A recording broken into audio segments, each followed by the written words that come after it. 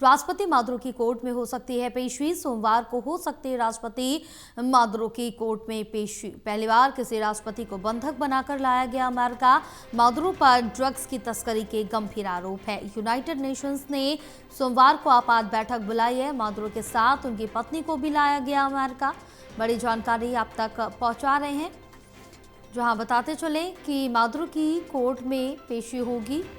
सोमवार को हो सकती है पेशी। राष्ट्रपति मादुरो की कोर्ट में हो सकती है पेशी।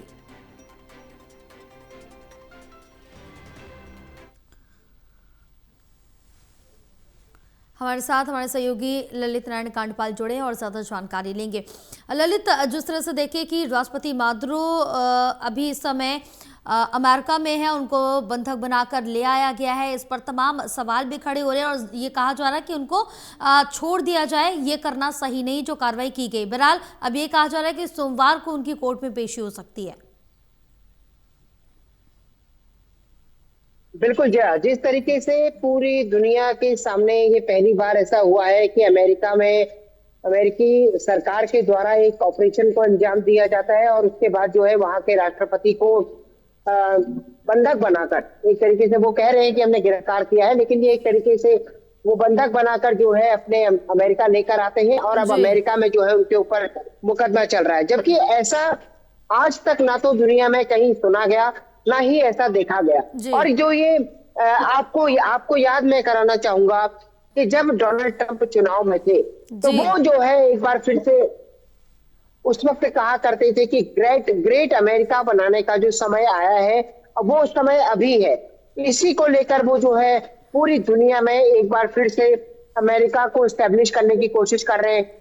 लेकिन वो एस्टेब्लिश करने के लिए जिन रास्तों का इस्तेमाल कर रहे हैं, उन रास्तों का उनके ही देश में जो है बड़ा विरोध हो रहा है। कमला हैरिस का बयान आया है, जो कि वहां की वो है उपराष्ट्रपति भी, वहां की जो नेता है, उन्होंने जो है बयान दिया है कि ये कार्रवाई पूरी तरह से सही नहीं है और उनको जो है छोड़ दिया जाना चाहिए।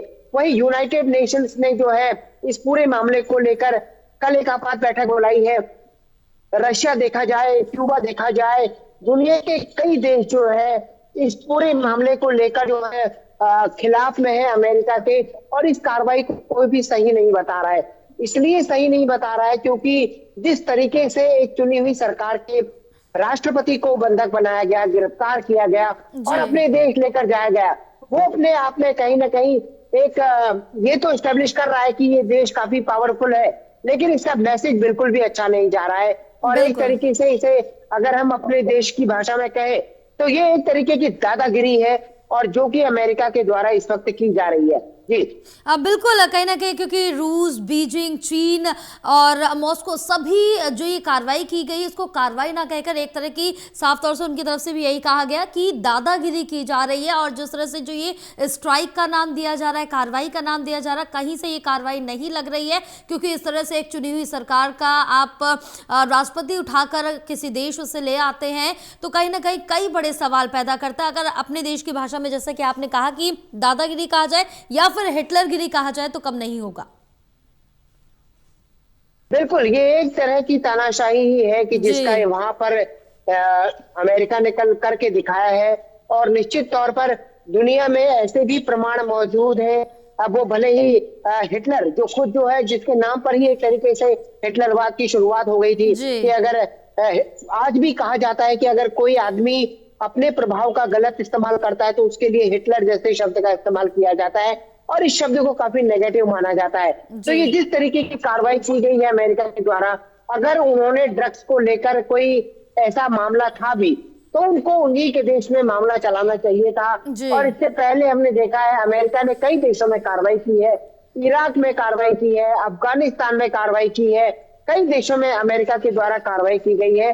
लेकिन पहली बार ऐसा हुआ है जब वो किसी देश के राष्ट्रपति को एक तरीके से गिरफ्तार करके अपने देश में लेकर आए हैं, और देखिए कि उनकी पत्नी को भी वो वहां से लेकर आए हैं। और अब जो है वो उनका कहना है कि उनके खिलाफ मुकदमा चलाया जाएगा और वो ड्रग्स की जो है गलत तरीके से तस्करी कर रहे थे उनके देश में। जी बिल्कुल, क्योंकि अगर ये कार्रवाई करनी थी, अगर ड्रग्स जैसे तमाम मामले सामने आ रहे थे, पहले तो उनके देश में करना चाहिए था और सिर्फ उस पर्टिकुलर जगह पर करना चाहिए था, लेकिन आपने तो पूरी चुनी हुई सरकार को तहस नहस करके रख दिया यहाँ पर। इससे कई सवाल तो साफ तौर से खड़े होते हुए नजर आ रहे हैं।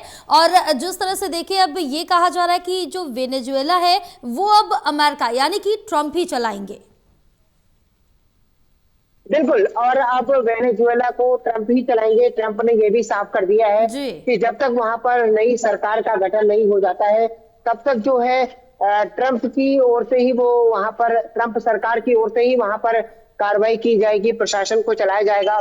वहां के नेता विपक्ष जो है, उनका भी कल बयान आया है कि वो ऐसी परिस्थितियों में जो है कमान संभालने को तैयार है। तो कुल मिलाकर वो अपनी महत्वाकांक्षा को कल जाहिर कर रही थी। लेकिन आज ट्रंप ने यह भी कल कहा था कि अमेरिकी कंपनियां वहां जाकर कारोबार करेंगी और अमेरिकी कंपनियों के लिए अब वेनेजुएला खुला हुआ है। दरअसल वेनेजुएला में तेल के जो भंडार है वो अपने आप में किसी भी देश को वेनेजुएला की ओर खींचते हैं। तो एक माना यह जा रहा है कि जो तेल के भंडार है उन पर प्रभुत्व स्थापित करने के लिए भी कहीं ना कहीं बिल्कुल अमेरिका की ओर से ये कार्रवाई की गई है। और जिस तरीके की कार्रवाई की गई है, एक बात से जया साफ हो गई है इतिहास में कि आज के बाद जब कभी भी इतिहास लिखा जाएगा तो अमेरिका डेमोक्रेसी को लेकर कभी शायद कुछ नहीं कह पाएगा कि किसी भी देश के लिए कि वहां पर डेमोक्रेसी खत्म हो रही है। क्योंकि एक देश की डेमोक्रेसी को खत्म करने में अमेरिका ने ही एक बड़ी भूमिका निभाई है और वेनेजुएला की डेमोक्रेसी को उन्होंने पूरी तरह से खत्म कर दिया है। जी बिल्कुल, कहीं ना कहीं जैसा कि आपने तेल का भी जिक्र किया, इस पर एक बड़ी नजर अमेरिका की काफी पहले से ही थी और वेनेजुएला की धरती के नीचे काफी कुछ ऐसा है जिस पर अमेरिका अपनी धाक जमाना चाहता है। बहरहाल ललित, तमाम जानकारी साझा करने के लिए बहुत शुक्रिया आपका।